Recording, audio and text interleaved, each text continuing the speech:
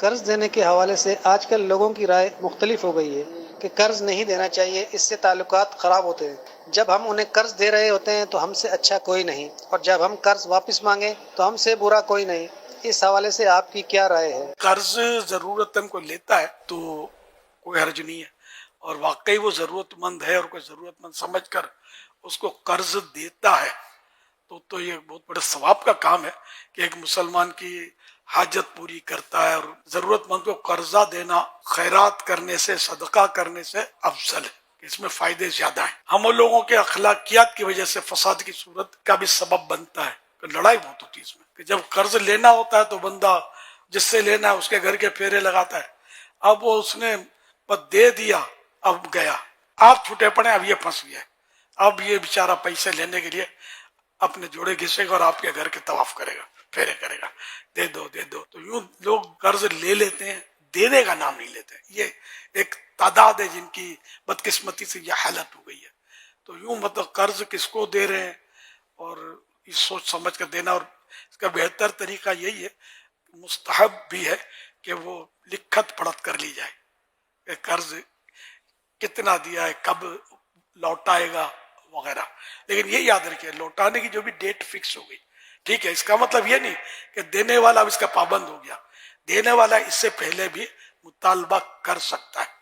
تو اس سے جھگڑا نہیں کرنا ہے کہ تم نے وعدہ خلافی کی، معاہدے کی خلاف ورزی کی۔ تو اس کی اجازت ہے شریعت میں کہ اس کا مال ہے، اس کو ضرورت پڑ گئی، مانگ رہا ہے وہ، کہ وہ دے سکتا ہے تو وہ وقت پر سے پہلے دے دے تو زیادہ اچھا نہیں ہے؟ بالکل بالکل وقت سے پہلے، اور دودھ میں دھوک کے دینا چاہیے کہ نہیں نہیں نہیں، آپ دھکا نہیں کرنا، میں آ رہا ہوں، میں دے جاؤں گا۔ نیت دینے کی ہے تو اللہ پاک اس کی مدد کرے گا کہ اس کا قرضہ ادا کروا دے۔ نیت جب کہ ہو 100% کہ میں نے یہ دینا ہے، اب پہلے سے نیت ہی خراب ہے تو ہے نا، نیت میں خطرہ جھولی میں پتھرا، تو وہ تو برباد ہے یہ شخص جو اس نیت سے لیتا ہے کہ میں نہیں دوں گا۔ تو یہ تو ایک طرح کا چور، ڈاکو، غاصب، جو لقب ملے اس کو چلے، مطلب وہ اس طرح کے لوگ ہوتے ہیں جو سفید پوش ہوتے ہیں، ان کو نہ پولیس پکڑ سکتی ہے، نہ کوئی اس پر انگلی اٹھا سکتا ہے، لیکن یہ چور ڈاکو سے بھی کم نہیں ہے، جو اس طرح دھوکہ دے کر، میٹھے بن کر لوگوں سے قرضہ لے کر، اور ذہن ہی ہوتا ہے کہ دینا نہیں ہے،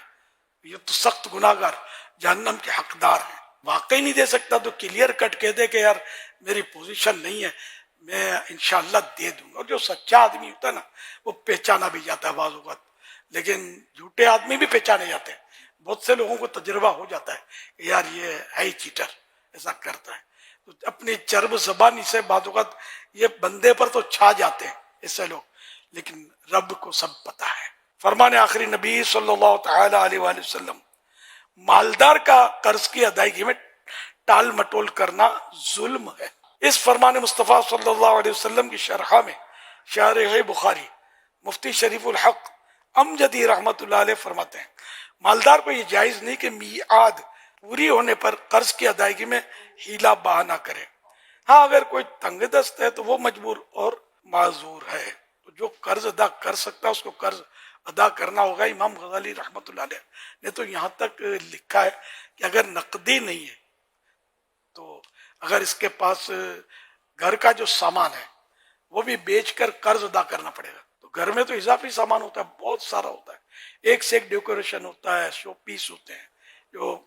نہ پیٹ بھرتا ہے اس سے، نہ تن ڈھکتا ہے، نہ سر چھپتا ہے، خالی لاکھوں روپے کے ڈیکوریشن پیس گھر میں ہوتے ہیں،